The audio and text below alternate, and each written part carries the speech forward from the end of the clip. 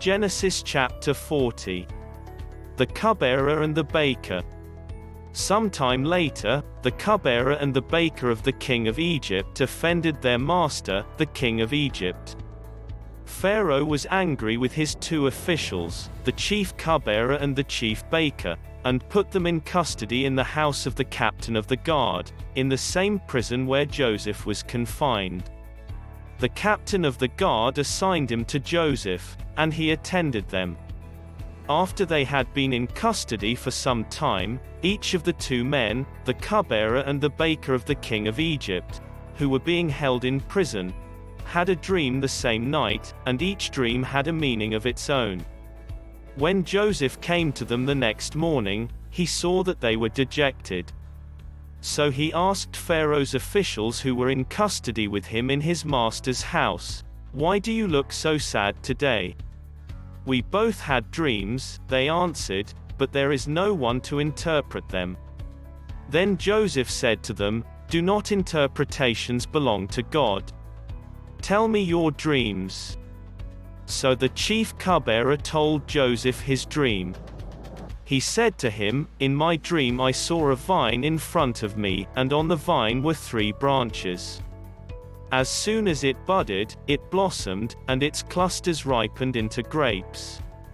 Pharaoh's cup was in my hand, and I took the grapes, squeezed them into Pharaoh's cup and put the cup in his hand." "This is what it means," Joseph said to him. "The 3 branches are 3 days. Within 3 days Pharaoh will lift up your head and restore you to your position, and you will put Pharaoh's cup in his hand, just as you used to do when you were his cupbearer. But when all goes well with you, remember me and show me kindness. Mention me to Pharaoh and get me out of this prison. I was forcibly carried off from the land of the Hebrews, and even here I have done nothing to deserve being put in a dungeon." When the chief baker saw that Joseph had given a favorable interpretation, he said to Joseph, "I too had a dream. On my head were 3 baskets of bread.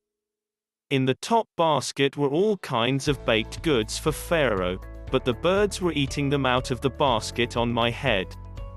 "This is what it means," Joseph said.